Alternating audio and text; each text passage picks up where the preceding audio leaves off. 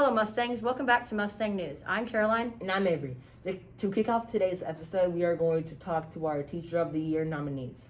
Take a look in on the Ed Drop and a Kids in COVID story. To finish this episode, we are going to see a mental health check and a story on contracting tracking. And last but certainly not least, the weather. When 8th graders were in 6th grade, school stopped in March. Let's see how they feel about their experience in middle school.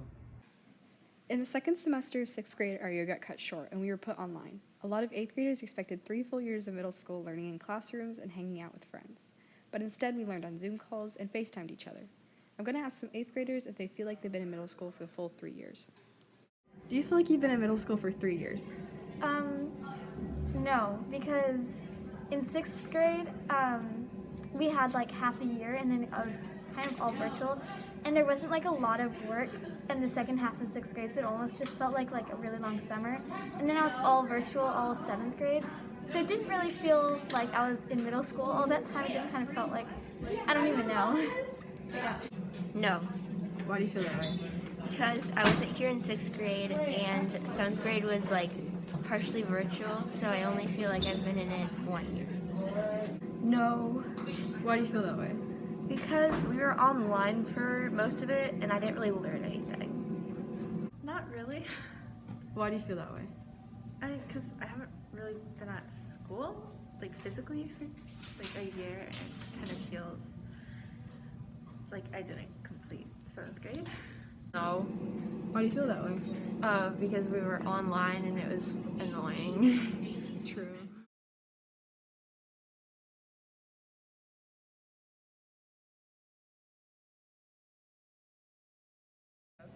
Hi, I'm Miss Cecila and I teach math here at O. Henry Middle School. I have taught everything from 6th grade through Algebra 1 this year. I teach 7th grade accelerated math and Algebra 1. How long have you been a teacher at O. Henry? This is my 20th year at O. Henry. Oh my goodness. If you had to give advice to your students, what would it be? Don't be afraid about making mistakes in math. Give it your all every day. Try it.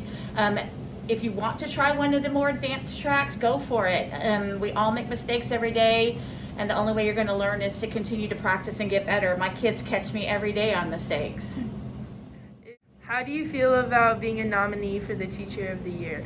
I was very surprised when I got the email.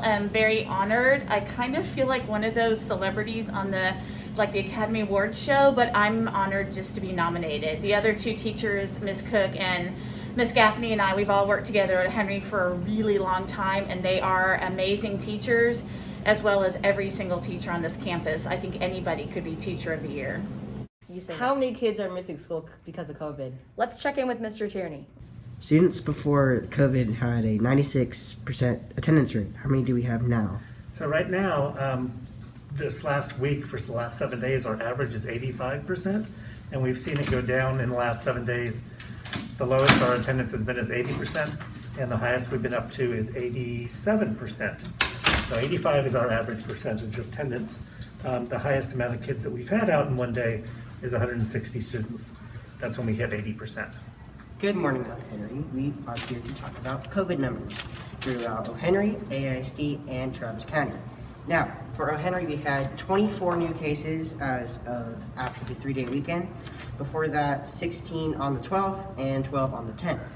For AISD as a whole, 1,812 new cases after the 3-day weekend, and that rounds up to a total of 4,837 total cases for AISD district.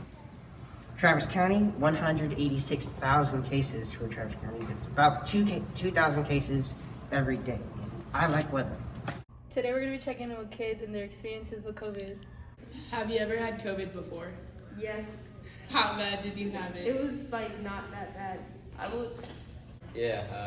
How bad did you have it? It was pretty bad. I go to the hospital. I was staying there for like a week and then went back home.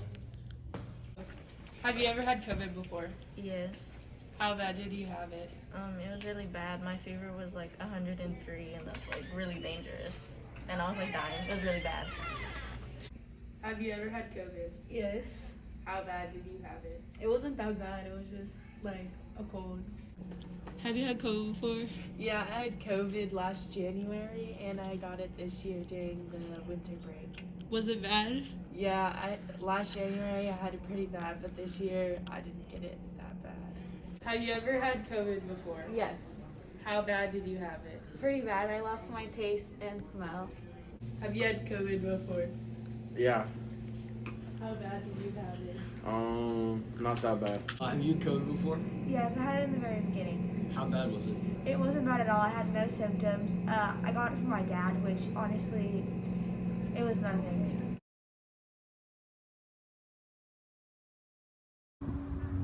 Hello, do you mind introducing yourselves? I'm Noah. Molly.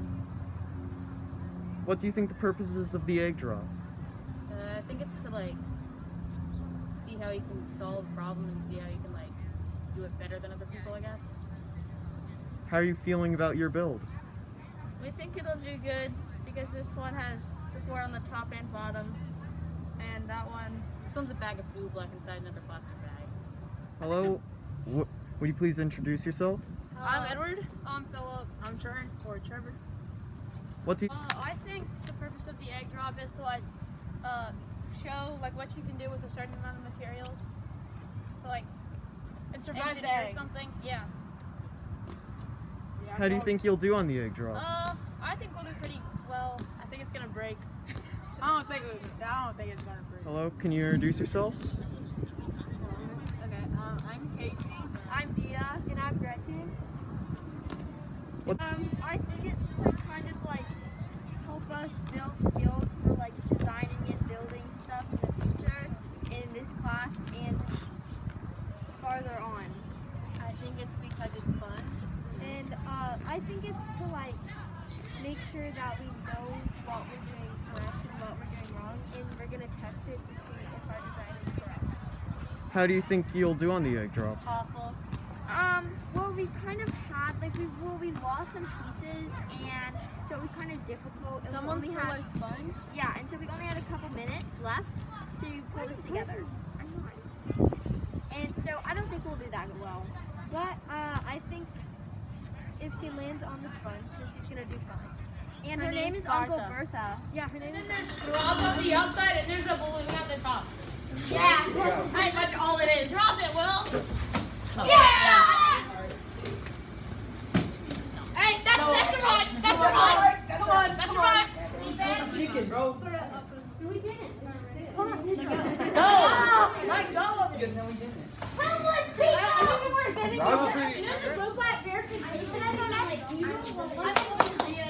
Let's go.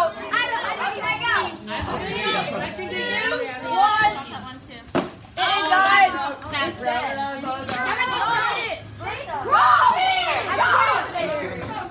Oh yeah. I thought that was it. X1, go. Drop it. I swear to God, you better work. That got it. They got it. They won. They won. Hello, can you introduce yourself? Yeah, hi, I'm Mr. Moise. What is the purpose of the egg drop? So the purpose of the egg drop is so kids could design a structure that absorbed the force from the drop to redirect the forces so it didn't impact the egg. It just impacted their device that they created to protect the egg. Thank you. Let's check in with our counselors. About mental health. Hello, can you please introduce yourself? Hi, I'm Miss Torres and I'm the 6th grade counselor. Have you seen mental health change throughout quarantine and the pandemic?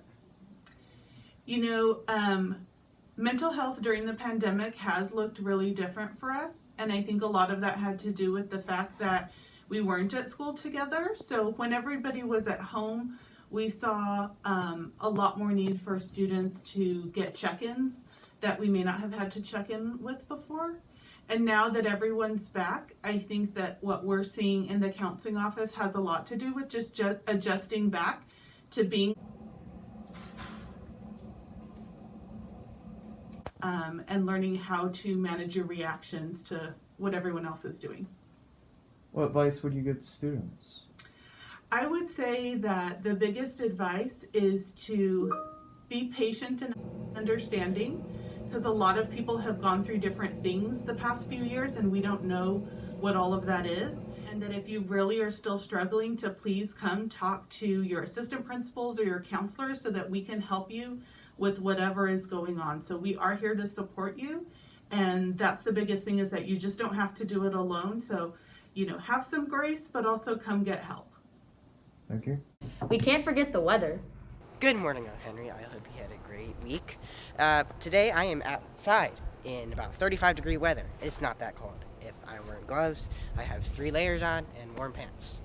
Now, for the weekend, we will warm up a bit to maybe the low to mid 60s for highs, but for today, we have a high of about 51 and a low of 28, which is in the 20s. Now, Monday, cold front, we're going to have rain come in, about 80% chance of rain. And then after that, we're going to have temperatures going down from the 50s to the 60s. It's going to be back and forth. And we did have some winter mix reports out in the hill country just north and west of Austin. And I like weather. Oh, Henry is very good at contact tracing. Let's see who's behind it all. And get more information about contact tracing in general. Are you the only one who contact traces? I'm not the only one who contact traces, so it's myself, so I'm Miss Cook, we have Miss McMillan, and we have Miss Zardiakis. Is it hard to contact everyone with COVID when the numbers are rising? It is very difficult to stay on top of all the COVID cases, so typically we get a parent or the nurse will tell us if someone is tested positive, and then we have to go to all the teachers and get the close contacts. Then we go and let all the parents know of the close contacts. So it's a process. How long does it take to contact everyone in one person's tree? Okay, so it typically takes 24 to 48 hours to get all that done, because we have to get the list, like Ivy, if you're sitting next to somebody, we have to get all those kids, like the teachers have to give us their name and their ID numbers, and then we have to put it in a form and send it out through email, and then the parents have to fill it out, and we have to double check on that. It's a process, takes a while, and we've had, over 50 cases since school came back that we know of, and then a bunch of teachers as well. It is also really great for us to announce today that our Teacher of the Year for the 20. Please turn and clap to Crystal Gaffney. This year's 22, 21, 22 Teacher of the Year for O'Henry Middle